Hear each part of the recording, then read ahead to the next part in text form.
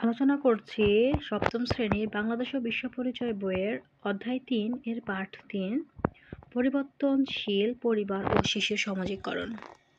পরিবর্তনশীল পরিবার বলতে মূলত ধরন পরিবর্তন হয়ে যে পরিবার সৃষ্টি হয় সে পরিবারকে বোঝায়। যেমন গ্রামীণ যৌথ পরিবার ভেঙে একক পরিবার সৃষ্টি হয়। এর মূলে বহু কারণ রয়েছে। এর মধ্যে অধিক জনসংখ্যা, পারিবারিক দ্বন্দ্ব, বিবাহ বিচ্ছেদ, নারীর কর্মসংস্থান সহ নানা কারণ। এছাড়া গ্রাম ও শহরের পরিবারের সদস্যদের ভূমিকারও পরিবর্তন ঘটেছে। আমরা নিজেদের পরিবারের দিকে তাকালেই বুঝতে পারব। একসময় বাবা, মা, চাচা, চাচি, দাদা, দাদি, চাচাতো ভাই বোন সহ সকলে মিলে একটি পরিবারে বসবাস করত। এখন শহরের পরিবর্তনের ছোঁয়া গ্রামেও লেগেছে। এককতা, ছোট পরিবার নিজেদের সুখ, স্বাচ্ছন্দ্য ও সুবিধা বা স্বার্থ ছাড়া অন্যদের কথা ভাবে না, যার ফলে শিশুরা সামাজিককরণে এসব বৈশিষ্ট্যের প্রভাব লক্ষ্য করা যাচ্ছে। শিশু একটি পরিবারের তথা সমাজে যেভাবে সামাজিক গড়ে ওঠে তাকে সামাজিককরণ বলা হয়। শিশু পরিবারের জন্ম নেয় এবং বেড়ে ওঠে। এই বেড়ে ওঠার ক্ষেত্রে পরিবারের সদস্য ও পিতামাতার নিকট থেকে যা কিছু যেভাবে শিখে, এই শিখন প্রক্রিয়া হলো শিশু সামাজিককরণ। এটি একটি প্রক্রিয়া যার জন্ম থেকে মৃত্যু পর্যন্ত চলতে থাকে। শিশুর সামাজিককরণের প্রথম ভূমিকা রাখে পরিবার। শিশুর প্রাথমিক শিক্ষা গ্রহণে পরিবারের ভূমিকা গুরুত্বপূর্ণ।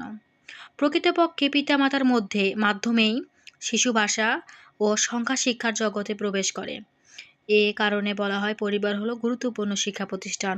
প্রশ্ন আসতে পারে, পরিবারকে কেন গুরুত্বপূর্ণ শিক্ষা প্রতিষ্ঠান বলা হয়? যৌথ পরিবারগুলোতে সন্তানেরা খুব অল্প বয়স থেকেই পারিবারিক প্রেশারের সাথে সংযুক্ত হতো। সুতরাং পরিবার এক্ষেত্রে শিশুর শিক্ষার কেন্দ্র হিসাবে কাজ করত। কিন্তু শিক্ষাক্ষেত্রে পরিবারের এ দায়িত্ব ও ভূমিকা বর্তমানে অন্যান্য প্রতিষ্ঠান গ্রহণ করেছে। শিশু শিক্ষার জন্য শিশু সনদ, কিন্ডারগার্টেন বিদ্যালয় বা মাদ্রাসা, টেকনিক্যাল বিদ্যালয় সহ বহু প্রতিষ্ঠান কাজ করেছে। সুতরাং পরিবারের শিক্ষা বিষয়ক ভূমিকা আগের মতো নেই। শিশু শিক্ষার মূল দায়িত্ব এখন শিক্ষা প্রতিষ্ঠানেই ন্যস্ত করা হয়েছে। মানে আগেকার যুগে দেখা যেত কি শিশুদের প্রাথমিক যে ভাষা শেখা বা প্রাথমিক যে বর্ণ শেখা, কথা বলা শেখা এগুলো বাসা থেকেই হইতো।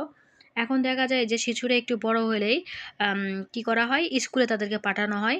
তাই এটা বলা হয়েছে যে শিশু শিক্ষার মূল দায়িত্ব এখন শিক্ষা প্রতিষ্ঠানে ন্যস্ত করা হয়েছে। মানে তাদেরকে মূল শিক্ষায়িত করতে হবে, এটা মনে হয় শিক্ষা প্রতিষ্ঠানেই আসলে ওদেরকে দায়িত্ব দেওয়া হয়েছে। এই কথাটা এখানে বলা হয়েছে আর কি। ধর্মশিক্ষার বিষয়েও পরিবারের ভূমিকা যথেষ্ট গুরুত্বপূর্ণ। বাংলাদেশের ধর্মপ্রাণ মানুষ শিশুর ধর্মশিক্ষা বিষয়ে অত্যন্ত সচেতন। সাধারণত পরিবারের মধ্যেই শিশুর ধর্মীয় শিক্ষা দেওয়া হয়। ধর্মীয় মূল্যবোধ ও নৈতিকতা সম্পর্কে মা বাবা, দাদা দাদি বা পরিবারের অন্যান্য সদস্য বিভিন্নভাবে শিশুকে অবহিত করে।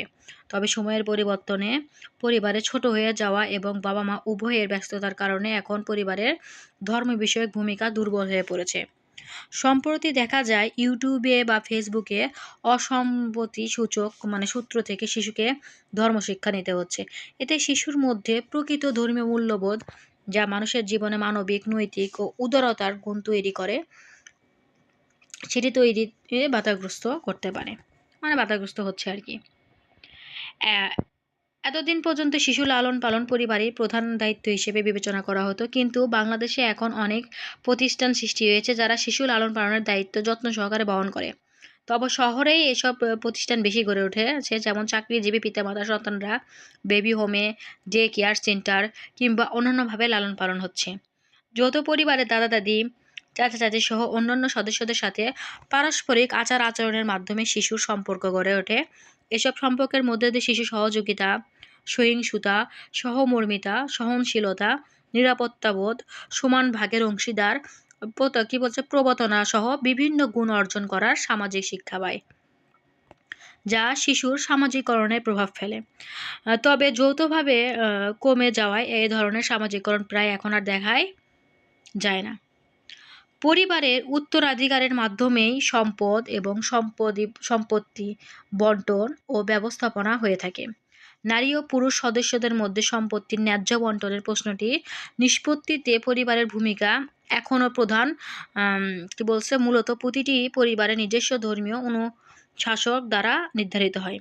পরিবারের অনেক দায়িত্ব বিভিন্ন সামাজিক ও রাষ্ট্রীয় প্রতিষ্ঠান পালন করেছে। শিক্ষা, বিনোদন, অর্থনৈতিক উৎপাদন ইত্যাদি অনেক কাজ এখন পরিবারের বাইরে সম্পন্ন হচ্ছে, যেমন পার্ক, জাদুঘর ও চিড়িয়াখানার মতো বিনোদনমূলক ব্যবস্থা পরিবার করছে না। তবে জন্মদিন, বিয়ের উৎসব, আত্মীয় স্বজনের বাড়িতে বেড়ানো, রেডিও, টেলিভিশন ইত্যাদি পারিবারিক পরিমণ্ডলেই হয়ে আসছে। তো পার্ট ৩ এর আলোকে এখানে একটা কাজ দেওয়া আছে। কাজটি হচ্ছে শিশুর সামাজিককরণের পরিবর্তনগুলো আলোচনা করো।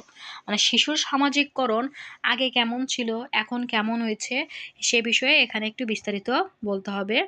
আমরা ইনশাল্লাহ আগামী পার্ট ৪ শিশুর সামাজিককরণে পরিবারের সদস্য ও তাদের পারস্পরিক সম্পর্কের ভূমিকাটি আলোচনা করব। এই ছিল আমাদের পার্ট ৩ এর আলোচনা।